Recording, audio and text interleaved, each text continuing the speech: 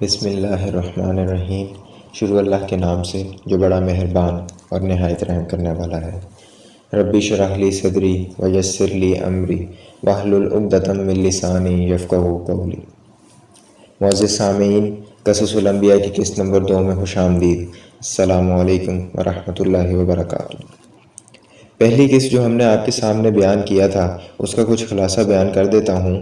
ہم نے بیان کیا تخلیق کائنات کیسے ہوئی، مرحلہ بہ مرحلہ سائنس آج اسے کیسے بیان کرتی ہے، اور بیان کیا تھا کہ اللہ تعالیٰ نے تخلیق کائنات کے بارے میں قرآن میں کیا بتایا ہے۔ تخلیق کائنات کے بارے میں جو بیان کردہ باتیں تھیں اس میں حیران کن بات یہ تھی کہ جو بات سائنس آج مان رہی ہے اتنی ریسرچ کے بعد، وہ آج سے تقریباً 1400 سال پہلے قرآن مجید میں اللہ تعالیٰ بیان کر چکا ہے۔ تخلیق کائنات کے بعد ہم نے سنا کہ تخلیق انسان کے بارے میں اللہ تعالیٰ قرآن میں کیا فرماتا ہے، اور ہمیں یہ پتہ چلا اللہ تعالیٰ فرماتا ہے کہ انسان کو اللہ تعالیٰ نے سڑی ہوئی مٹی کے سوکھے گارے سے پیدا کیا۔ جو پہلے بشر کی تخلیق ہوئی اور اس کے بعد ایسا کیا واقعہ ہوا کہ اللہ تعالیٰ کا عبادت گزار جن ابلیس شیطان بن گیا، یہ سب ہم نے آپ کے سامنے بیان کیا تھا۔ مختصراً یہ کہ جب حضرت آدم کی تخلیق کی اللہ تعالیٰ نے، تو اللہ تعالیٰ نے حکم دیا تمام جنوں اور فرشتوں سے کہ حضرت آدم کے سامنے سجدہ ریز ہو جاؤ۔ تمام فرشتے اور تمام جن سجدے میں گر کے اللہ تعالیٰ کے حکم کی تکمیل کی، سوائے اس بدبخت ابلیس کے جو اللہ تعالیٰ کے حکم کی نافرمانی کر کے بجائے اس کے کہ شرمندہ ہو آرگیومنٹ پیش کرتا ہے، وہ لاجک دیتا ہے کہ میں تو آگ سے بنا ہوں اور میں اس انسان سے جو یہ مٹی سے تم نے پیدا کیا ہے اس سے میں بہتر ہوں۔ شیطان کو اللہ تعالیٰ نے اس نافرمانی سے اپنی بارگاہ سے رد کر دیا، نکال دیا۔ اب بجائے اس کے کہ اس بات پہ وہ شرمندہ ہو، وہ اللہ کی بارگاہ سے رد کر دیا گیا ہے۔ وہ مہلت مانگتا ہے کہ اللہ تعالیٰ سے مہلت مانگ رہا ہے کہ آدم اور اس کی نسل کو قیامت تک گمراہ کروں گا، مجھے ایسا اختیار دے اور مہلت دے کہ قیامت تک آدم اور اس کی نسل کو گمراہ کروں گا۔ وہی آدم جس کو سجدہ نہ کرنے کی وجہ سے اس کو اللہ کی بارگاہ سے نکالا گیا۔ اللہ تعالیٰ نے مہلت بھی دے دی اور اختیار بھی دے دیا، کیونکہ اللہ یہ جانتا تھا، بلکہ اللہ نے کہا یہ کہ مہلت تو تجھے مل گئی ہے مگر میرا بندہ تیرے بہکاوے میں نہیں آئے گا۔ اب اس واقعے کے بعد ہوا کچھ یوں کہ حضرت آدم پوری کائنات میں پہلے اور واحد انسان تھے۔ ان کو اللہ تعالیٰ نے جنت میں بھیجا۔ حضرت آدم علیہ السلام کی پسلی سے، جسے ہم انگریزی میں رب کہتے ہیں، حضرت حوا کو پیدا کیا۔ وہ دونوں اب اکیلے جنت کے مکین تھے۔ جنت کا لباس انہیں اڑایا گیا۔ اب یہ جنت ہے جہاں جو مرضی کھاؤ پیو، کوئی مشقت نہیں، کوئی روک ٹوک نہیں، کوئی مسئلے مسائل نہیں، ہاں سوائے ایک کے۔ اللہ تعالیٰ قرآن مجید میں فرماتا ہے، سورہ بقرہ آیت نمبر 35، ترجمہ یہ ہے، اور ہم نے کہہ دیا کہ اے آدم تم اور تمہاری بیوی جنت میں رہو، اور جہاں کہیں سے چاہو با فراغت کھاؤ اور پیو، لیکن اس درخت کے قریب بھی نہ جانا، اس درخت کے قریب بھی نہ جانا ورنہ تم ظالم ہو جاؤ گے۔ اب بعض روایات میں یہ بھی آتا ہے کہ پھلدار درخت تھا ایک، جس کے پاس جانے سے اور جس کا پھل کھانے سے منع کیا گیا تھا۔ مختصراً یہ کہ جنت میں ہے حضرت آدم اور ان کی بیوی، صرف ایک ایکسیپشن ہے کہ یہ درخت ہے جس کے پاس نہیں جانا، اور دوسری طرف اب وہ شیطان جو کل حضرت آدم کو سجدہ نہ کرنے کی وجہ سے اللہ کی بارگاہ سے نکالا گیا ہے، رامدہ درگاہ ہو گیا ہے، نکال دیا گیا ہے، وہ سوچ رہا ہے کہ اب میں نکال تو دیا گیا ہوں اور آدم یہ مکین جنت ہے۔ یہ بات تو اس کو بھا نہیں رہی، اور اب اس کو اختیار ملا ہے، وہ اب موقع چاہ رہا ہے، اور اب یہ موقع تھا شیطان کا کہ اپنا وہ پہلے وار کی اسٹریٹجی بنا رہا ہے۔ اپنا اختیار جو اللہ سے مانگ کے لایا ہے اسے استعمال کرنے کی سازش کر رہا ہے، پہلے وار کی سازش کر رہا ہے۔ اللہ تعالیٰ نے پہلے ہی حضرت آدم کو بتا دیا تھا، ایک وارننگ دے دی تھی کہ شیطان تمہارا دشمن ہے، اس کی باتوں میں مت آنا۔ قرآن پاک میں ارشاد ہے، سورہ طٰہٰ آیت نمبر 116 سے 119 کا ترجمہ ہے، اور جب ہم نے فرشتوں سے کہا کہ آدم کو سجدہ کرو تو ابلیس کے سوا سب نے سجدہ کیا، اس نے صاف انکار کر دیا۔ تو ہم نے کہا اے آدم یہ تیرا اور تیری بیوی کا دشمن ہے، خیال رکھنا ایسا نہ ہو کہ وہ تم دونوں کو جنت سے نکلوا دے کہ تو مصیبت میں پڑ جائے۔ یہاں تو تجھے یہ آرام ہے کہ نہ تو بھوکا ہوتا ہے نہ ننگا، اور نہ تو یہاں پیاسا ہوتا ہے نہ دھوپ سے تکلیف اٹھاتا ہے۔ اب ان آیات سے یہ بھی پتہ چلتا ہے کہ انسان سے ابلیس کی دعوت اور دشمنی ابتدا ہی سے چلتی آ رہی ہے۔ اس واقعے کے بعد سے آج تک ابلیس کی وہ دشمنی چل رہی ہے اور قیامت تک وہ دشمنی چلتی رہے گی، وہ جنگ چلتی رہے گی جس میں نسل ابلیس ایک طرف اور نسل آدم ایک طرف ہیں، اور ابلیس جو اختیار مانگ کے لایا ہے کہ وہ گمراہ کرے گا، وہ اپنی پوری کوشش کرنے میں جٹا ہوا ہے۔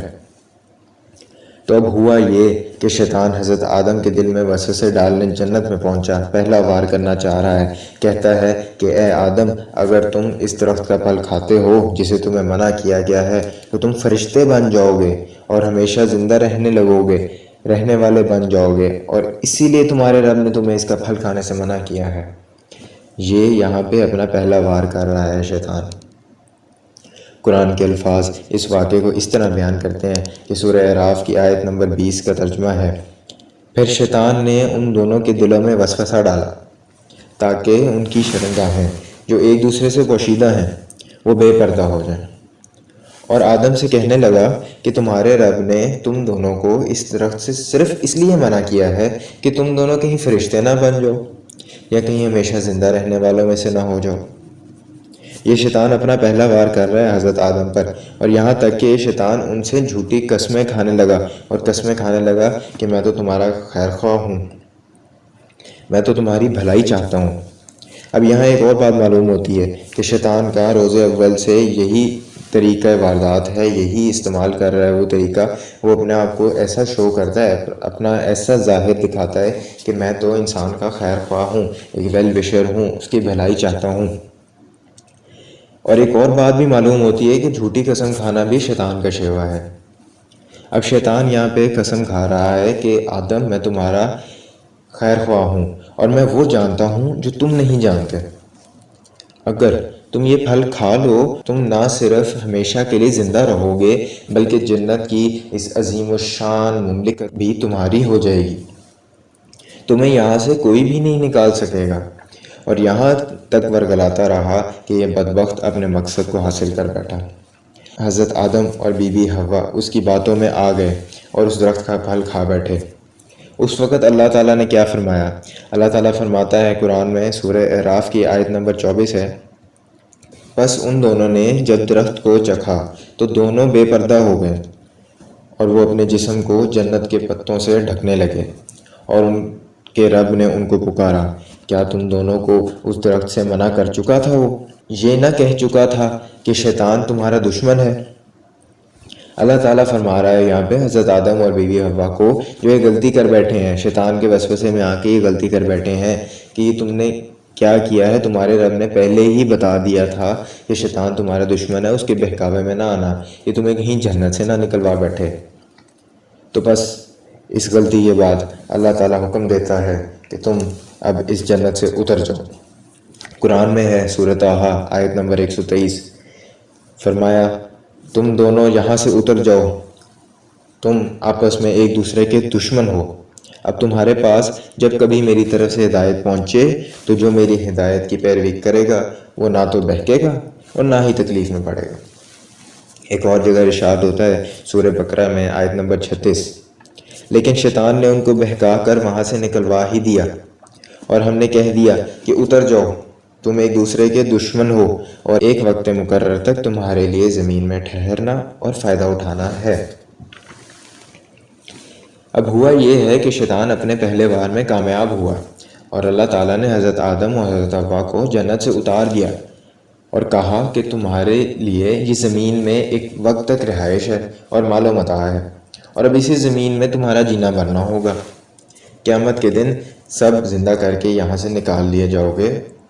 اور حضرت آدم کو اللہ تعالیٰ نے یہ بھی بتا دیا کہ میرے نبی وحی کے ذریعے میرا پیغام آپ کی نسل تک پہنچاتے رہیں گے، جس نے ہدایت پر عمل کر لیا جنت میں داخل کر دیا جائے گا، اور وہ جو شیطان کے بہکاوے میں آ گیا وہ شخص شیطان اور نسل شیطان کے ساتھ دوزخ میں ڈال دیا جائے گا۔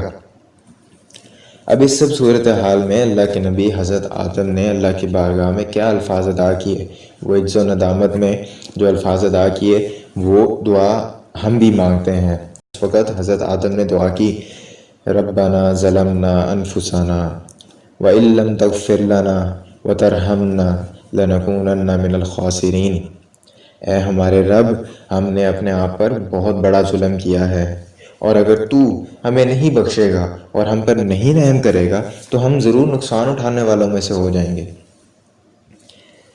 اب یہ تھا کہ حضرت آدم اور حضرت حوا کا جنت سے زمین پر اتارے جانے کا واقعہ اور شیطان کا پہلا وار جس میں وہ کامیاب ہو۔ اب جنت سے اتارے جانے کے بعد حضرت آدم زمین پہ کہاں پر آئے، ان کی نسل کیسے آگے بڑھی، ان کی نسل پر شیطان نے کیا وار کیا، کہ شیطان اپنے دوسرے وار میں کامیاب ہوا کہ نہیں، یہ سب ہم جانیں گے اگلی قسط میں۔ تب تک کے لیے اجازت دیجیے، اللہ حافظ۔